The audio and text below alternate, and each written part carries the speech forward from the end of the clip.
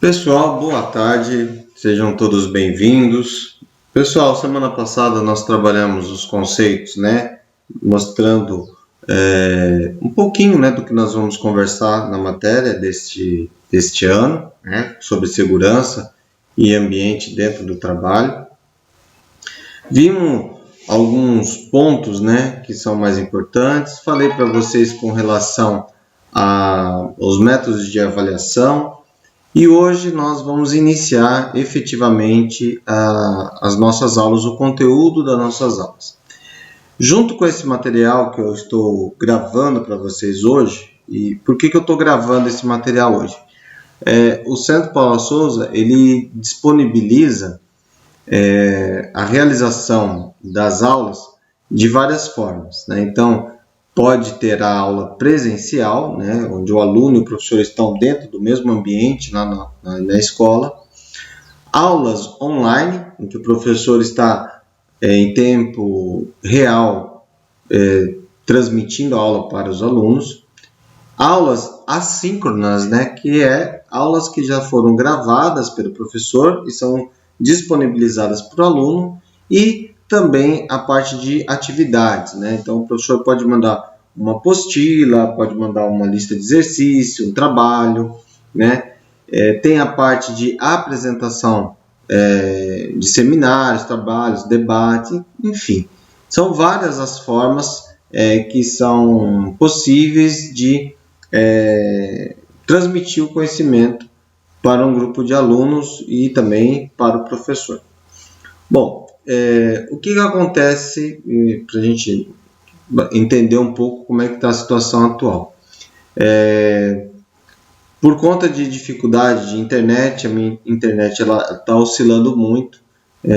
Ao longo da semana passada e dessa semana, eu estou enfrentando vários problemas. Ontem mesmo, com a aula do pessoal do terceiro meio ambiente, eu conduzi a aula durante 25 minutos e de repente a minha internet caiu e eu não consegui voltar. Demorou bastante tempo.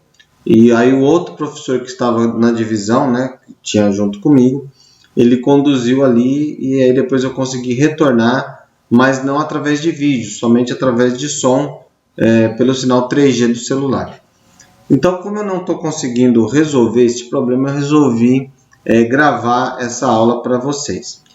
Ao mesmo tempo, a escola está tentando viabilizar o retorno das aulas presenciais, tá? Mesmo diante desse aumento do número de casos de pandemia, os alunos de terceiro ano, eles vão ter alguns momentos, não são todos os momentos, porque tem professores que têm idade mais avançada e pertencem a grupo de risco. Então, alguns professores terão aulas na escola. Então, a partir da semana que vem, eu vou começar a transmitir as minhas aulas dentro da escola, tá? Eu já conversei com a coordenação autorizou, então eu vou estar lá com aulas práticas para algumas turmas, né? A parte da turma, né? Porque no máximo, se eu não me engano, 20% da turma é que vai poder estar lá na escola em cada evento. Então vai ter um rodízio aí entre os alunos. E, paralelamente, eu vou começar a transmitir minhas aulas lá da escola, tá? Então, eu acredito que a partir da semana que vem, nós já possamos estar em aula online, como eu estava com vocês na semana passada. Além disso, vai ficar talvez mais fácil, né, de transmissão dessas aulas. Muito bem. Então, a gente vai vendo como é que a coisa vai funcionando, né, ao longo dos próximos dias. Pode ser que dê certo, pode ser que não dê certo, tá? Então, a cada dia é um novo aprendizado. Mas hoje, pessoal, o nosso foco aqui com o trabalho é falar sobre gestão de saúde, né? Na verdade, gestão de saúde e segurança do trabalho é um componente mais amplo. Dentro desse componente, né, nós vamos trabalhar hoje o histórico da segurança no trabalho. Então, a gente vai ver como é que foi a evolução, tá? Desde dos períodos mais remotos até os dias atuais, como é que foi essa evolução com relação ao desenvolvimento, né, da questão de segurança nos mais variados ambientes de trabalho, tá? Eu vou colocar para vocês alguns links também de algumas situações de vídeos que fazem parte desse histórico, tá? Então, falando ali um pouco questão aí com relação a trabalho infantil, a mão de obra feminina, que ela era menos valorizada, até hoje ainda é menos valorizada, né? Então tem a questão de mulheres que ganham, fazendo a mesma função que homens, ganham menos, né? Em torno de 20% a menos do que os homens. Então tem toda uma questão aí que relaciona a questão de trabalho, né, com a pessoa, né, o funcionário, o trabalhador, e relacionado aí às questões com a parte histórica da evolução da segurança no trabalho. Então vamos lá.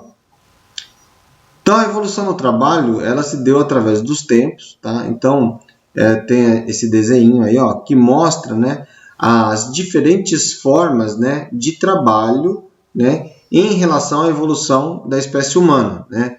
Então você tem desde a questão da criação das ferramentas, né, a utilização de caça, depois esse aqui é o centro, né, como coletor, né, ele fazendo a coleta, né, e início da agricultura, depois a era industrial representada aqui pela ferramenta, né, e agora a era mais tecnológica, mais digital. Tá? Então essas aí são as evoluções de uma maneira conceitual aí, só para que fique ilustrado aí das variações com relação ao trabalho.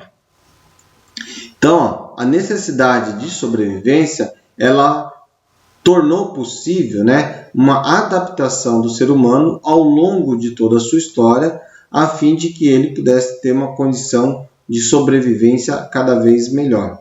Isso permitiu o desenvolvimento do raciocínio e a constituição, a formação de grupos, né, de etnias que se espalharam por todo o globo terrestre nas suas mais diferentes regiões para a ocupação. E cada região havia uma necessidade diferente de adaptação. Por exemplo, regiões mais florestadas, né, com mais riquezas florestais, a adaptação teve uma necessidade.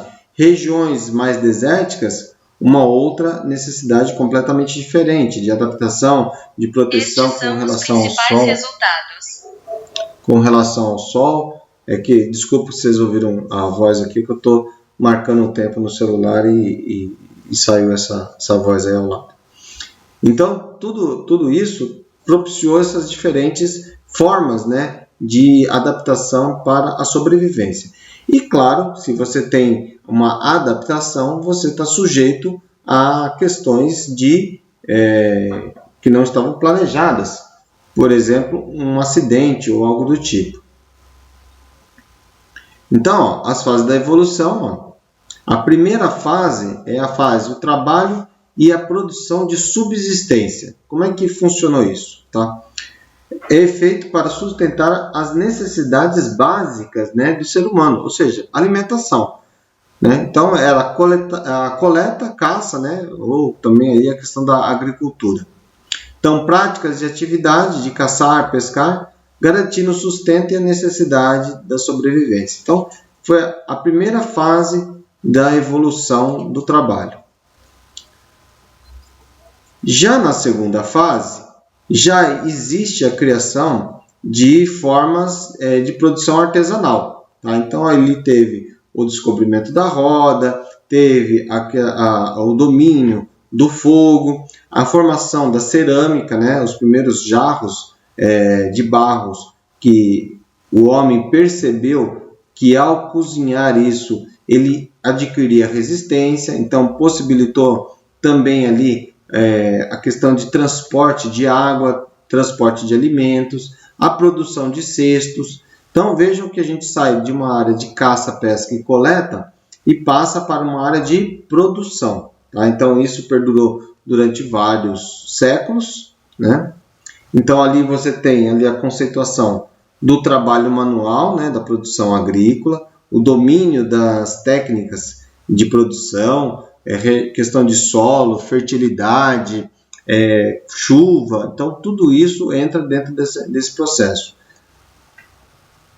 A produção de natureza artesanal, né, como eu acabei de citar, produção de jarros, potes, cestos, né, a criação da roda, permitindo também a melhoria do transporte. Tá? Então, a gente já começa a pensar também aí no transporte como uma forma aí de possível acidente também, de injúrias, né? O que era produzido a mais era trocado ou vendido. Então, nessa fase, entra a fase do que a gente chama de escambo. Escambo, na verdade, é a troca, né? E nessa época não existia ainda a questão da equivalência em materiais preciosos, ouro, prata. Né? Então, o que acontecia? Era realmente troca, né? A pessoa que fabricava um jarro vendia, e para obtenção de repente de um produto de carne ou de fruta ou de algum legume que uma outra pessoa produziu e trocava. Então, de acordo com a necessidade, se fazia essas combinações e essas trocas, tá?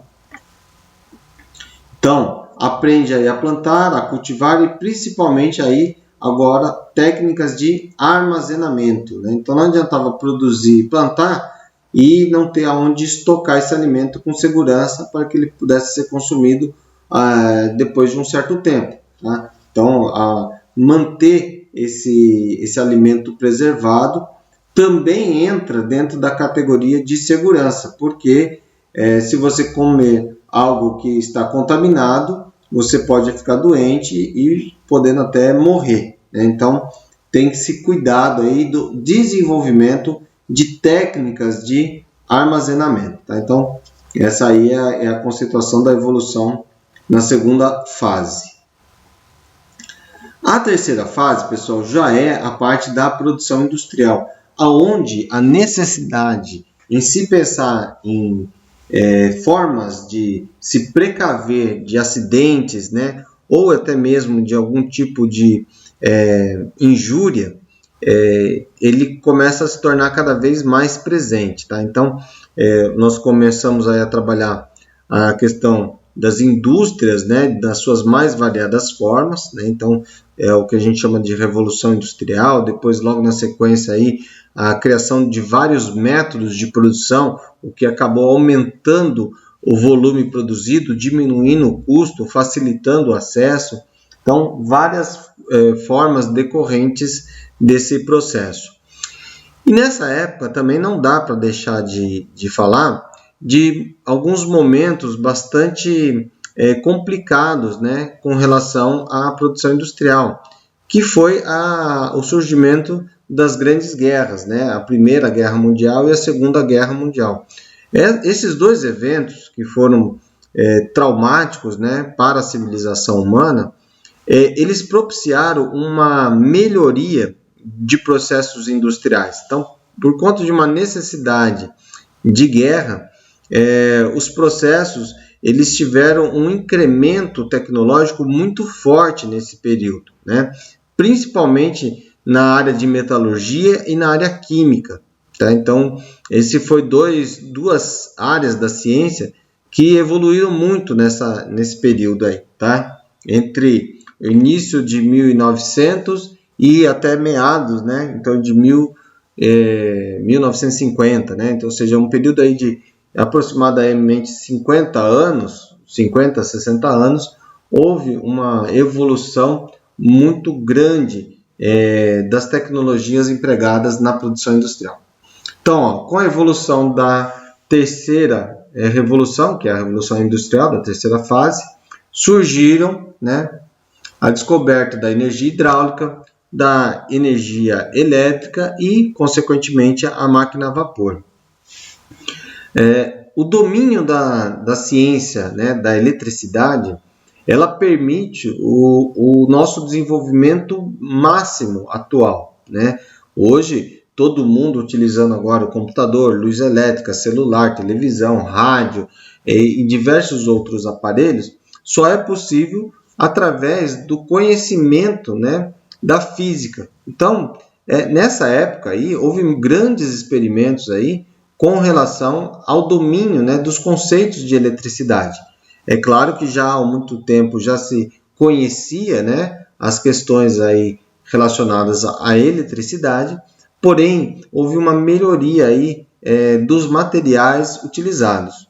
Para quem de repente fizer uma recordação, pode lembrar, né, das antigas televisões que eram grandes, né, bastante desajeitadas, consumiam grande quantidade de energia e produziam muito calor.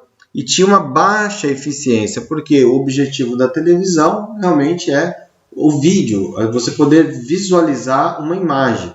E as imagens eram ruins, a forma de transmissão do sinal também era ruim, tinha muita interferência. Então, tudo isso daí, ao longo dos anos, foi melhorando, né, através dessas evoluções propiciadas nesse período aí de 50 anos, no início do século aí de 1900. Tá?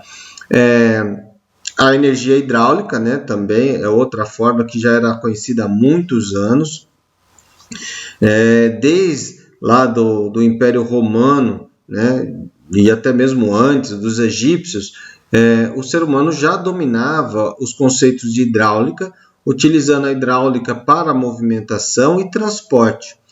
Mas nesse período da produção industrial, né, no século XVIII, houve um incremento da utilização da hidráulica dentro dos processos produtivos, ou seja, acionamentos de cilindros através da energia hidráulica, né? Então, a água, né, ou o óleo submetido à pressão dentro de um ambiente fechado, ele tinha um melhor rendimento, né, de força.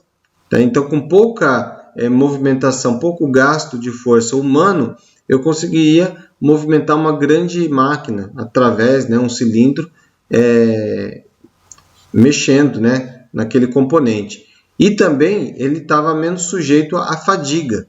Então, você desenvolver máquinas com hidráulica, né, e movidas por motores elétricos, fez com que houvesse uma substituição da mão de obra artesanal para a mão de obra técnica, né, mais qualificada.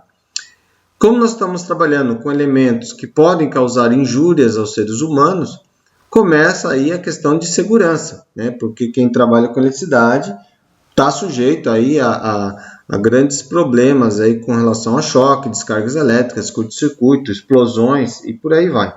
A energia hidráulica também, né? Então, você está lá trabalhando numa máquina e aquela máquina ela não tem a percepção de que se ela for bater num ser humano, ela parar sozinha, né? Você precisa dar parâmetros para essas máquinas poderem sentir a presença humana ali, né? O que acontece hoje aí com os robôs? Tem robôs que ele percebe a presença humana e ele não vai atingir dentro de uma unidade de fábrica. Mesmo por conta disso, existe um processo de segurança em que áreas que tem robôs trabalhando e o ser humano não entra, né? Então, existe um gradil, né, que nós vamos ver lá mais à frente, que chama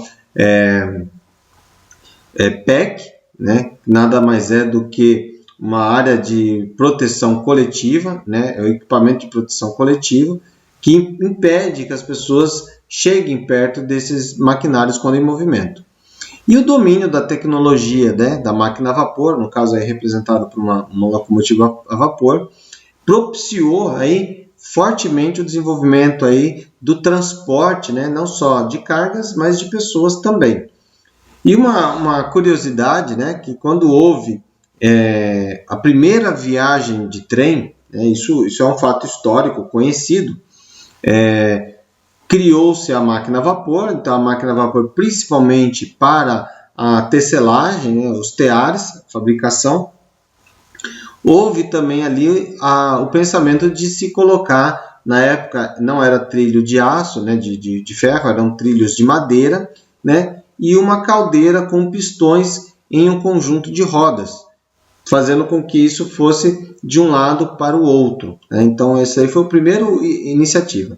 Depois do aprimoramento dessa ideia, foi construído, né, um trecho, né, com trilhos de ferro, né, porque o atrito era menor, né, entre os materiais, então você propiciava ali uma melhoria aí na velocidade, né, e houve nessa época aí grandes questionamentos, né, então na primeira viagem, né, a viagem inaugural, houve também o primeiro acidente ferroviário da história, né, parece brincadeira, houve a primeira viagem e houve o primeiro acidente? Sim, foi exatamente isso que aconteceu. No dia da demonstração, né? Eu vou até procurar para ver se eu vejo um vídeo desse e vou colocar para vocês. Mas houve uma demonstração, né, do movimento da máquina e existia, né, uma pessoa lá próximo a esse trecho, né, que estava ali para fazer a demonstração, e as pessoas não tinham a percepção de velocidade, porque a percepção de velocidade, pessoal, até essa época, era a tração animal, ou seja, era o cavalo conduzindo carroças, charretes, trolleys, né? E até mesmo o transporte de cargas, que era mais pesado. Então, a velocidade era baixa, né? Um cavalo, ele tem uma velocidade, né, que você pode correr, mas ele junto com carroças e charretes e tudo mais, ele não tinha tanta velocidade assim para sair correndo, né? Então as pessoas tinham essa noção de distância, de velocidade, de percepção por conta do relacionamento com a tração animal. Já a tração mecânica, através do trem, a percepção era outra, né? Quando você olhava o trem a uma certa distância, poucos segundos depois, o trem havia transpassado, né, uma distância muito maior do que a tração animal. Então, uma pessoa que estava próxima à linha do trem não tinha essa percepção e acabou morrendo atropelada pelo trem na primeira viagem de demonstração, uma viagem inaugural, de um trecho que, se eu não me engano, era um trecho de 4 quilômetros, tá? Era um trecho pequeno que foi demonstrado lá, e a pessoa acabou morrendo.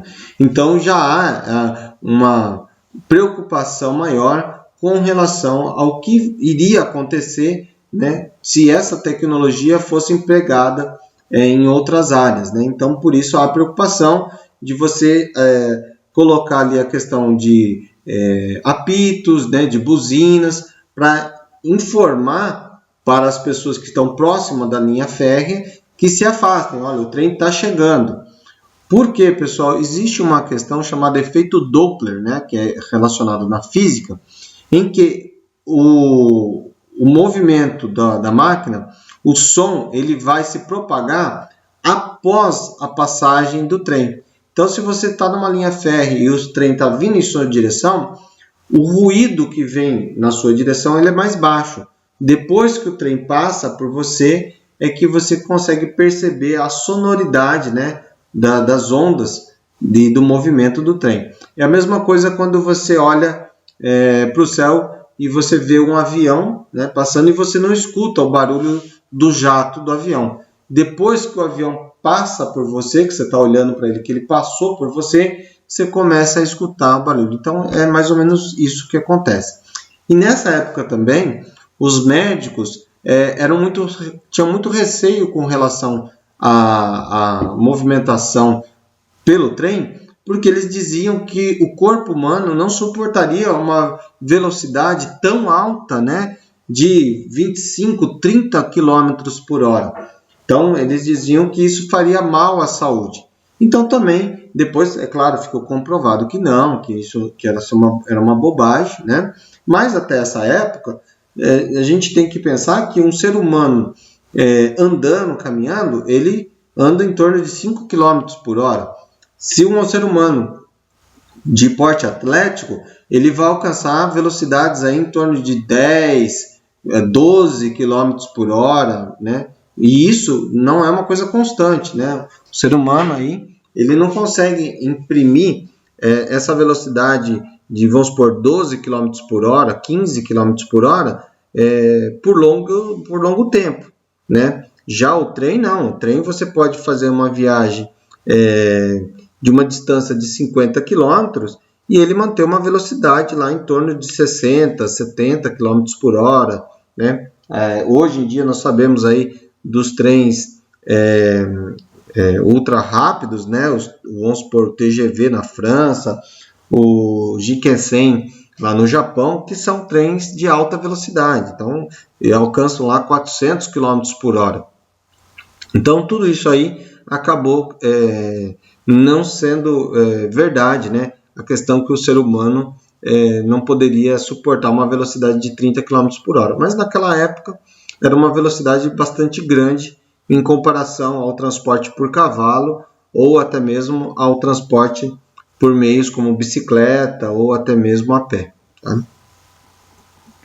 Então aí ocorre a transformação da sociedade que era agrária em sociedade industrial. Então aqueles tipos de acidentes que ocorriam na parte de produção agrícola, transporte dos meios agrícolas, eles tinham baixo impacto quando comparados a acidentes relacionados à indústria, que poderiam começar a ocasionar aí mortes, como foi o caso aí desse atropelamento, aí desse exemplo que eu citei. Tá? Então, e houve também nessa época o que nós chamamos de êxodo rural, não só no Brasil, mas em diversos pontos do mundo. A população que era essencialmente agrícola, né, e de trabalho artesanal, passa a se concentrar em grandes centros urbanos, né, e tendo maior necessidade, né, de questão de iluminação, questão de transporte, a vinda dos alimentos, né, a questão de saúde também, o desenvolvimento aí de água, né, e de rede de esgoto, água potável, rede de esgoto. Então, houve essa revolução na forma como a civilização humana ia se desenvolvendo. Depois aí teve então com isso um grande impulso, né, para o sistema de produção. Então quanto mais você produz, menos você vai gastar, né? Então você acaba diluindo aquele custo pelas unidades produzidas. Então o preço ele vai diminuir. E se eu estou produzindo mais, eu preciso ter para quem vender. Então é nessa época aí que você tem uma forte pressão para a abertura de comércio entre outros países, né? Então, principalmente lá, vou falando da Inglaterra, a Inglaterra queria vender os seus produtos para outros países, né? Então, você está produzindo e vai vender para quem? Vai vender para toda a população da Inglaterra, de repente esgota. Então, começa aí a desenvolver o comércio da forma mais globalizada, né? O comércio ele deixa de ser regional e passa a ser mais a nível global, inclusive com a troca, né, entre maior, né, impulso, né, isso sempre existiu, mas tem um incremento das relações comerciais entre diversos povos. E é claro que, consequentemente, com relação a isso, vem aquelas questões, né, se eu vou transportar, vamos supor, um produto, né, da Inglaterra até a China, né, e depois da China para a Europa, como é que é esse transporte? De que forma que ele vai ser? Então, as navegações marítimas também têm essa preocupação, porque até a época aí do Império Brasileiro, né, fazendo um comparativo, as embarcações eram de madeiras. Você levava meses, né, para transportar, vamos supor, entre Brasil e Portugal, era uma viagem que levava meses. Agora não, com a produção a vapor, essas viagens começavam a levar alguns dias. Então houve esse impulso, esse incremento em todas as áreas da tecnologia até então. Essencialmente aí trabalhando aí a questão de produção a vapor e mecânica.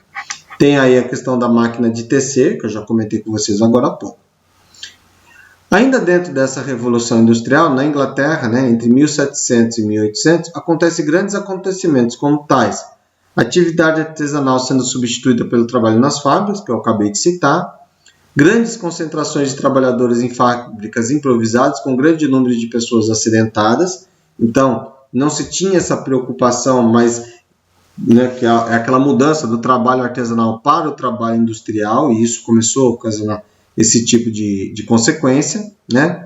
E a utilização aí de mão de obra infantil, né? Então veja que essas duas fotos aí, as crianças estão operando máquinas de tear, né? Um risco de acidente muito grande, e aí o trabalho infantil nessa época ele era muito menos valorizado do que o trabalho da mulher. Se a mulher nessa época era fortemente discriminada, a criança ela tinha uma consequência aí de trabalho muito menor. Era um trabalho bastante exaustivo, elas ganhavam menos trabalhando mais, né? Então era um caso bastante complicado.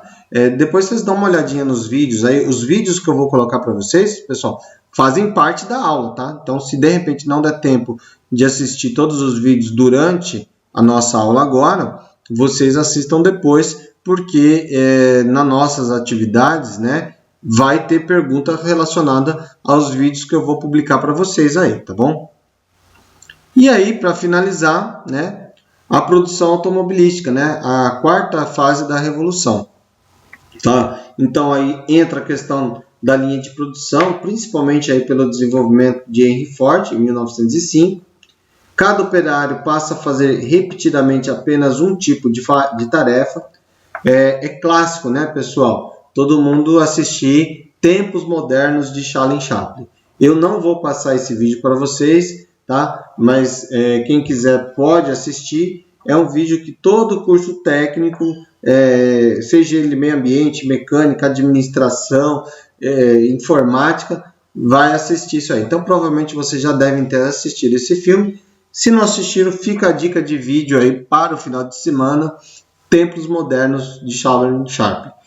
Com relação a esse vídeo, eu não vou fazer perguntas relacionadas a ele, tá? É só uma coisa extra aí para vocês. Aumenta a linha de produção, né? Então tem mais produtos, incorporando novos conceitos sistemáticos que passam a ter a garantia, né? Uma produção sequencial e padronizada em grande escala. Né? Então tá aí, ó, a linha de produção, né, de veículos automotores. E aí cada uma das pessoas se torna especialista naquela função. Né? Então isso melhora a eficiência, né, e aumenta a produtividade. Agora, pessoal, nós estamos aí numa quinta fase, que não está no material, né? Mas é uma quinta fase da produção que está relacionado aí à questão de informática, né? Os meios que envolvem sistemas de comunicação. Agora, além da questão de transporte, que foi fortemente falado, né, comentado e desenvolvido aí no século passado, no atual século a gente trabalha muito a questão de comunicação, né? A transmissão do conhecimento, a transmissão das informações de uma maneira extremamente rápida, né? Então, há 100 anos atrás, se houvesse um terremoto, levaria meses, né, até essa informação chegar. Quando chegava, em alguns momentos, ninguém nem ficava sabendo que de repente lá no Japão houve um terremoto e morreu centenas de pessoas, né? Vinha uma notícia num jornal que chegava da Europa e chegava ao Brasil com uma informação lá, mas as pessoas de repente nem sabiam direito aonde que era o Japão, não se tinha essa noção assim. Hoje não, se acontecer um terremoto no Japão agora, em questão de segundos, já vai estar pipocando aqui no celular, né, na tela do seu tablet, do seu computador, a informação dizendo lá que houve um terremoto e você consegue verificar isso aí praticamente em tempo real. Você pode acionar uma câmera que esteja aberta lá, né, disponibilizando aí as imagens para o mundo todo naquele exato momento. Tá? Então, pessoal, essa daí é a nossa aula de hoje, tá? Eu vou encerrando por aqui. Quem tiver alguma pergunta, por favor, entre em contato comigo através do chat. E logo na sequência aí, eu estou publicando para vocês os vídeos que são um complemento da aula, tá bom? Um forte abraço a todos e até a nossa próxima aula. Até mais!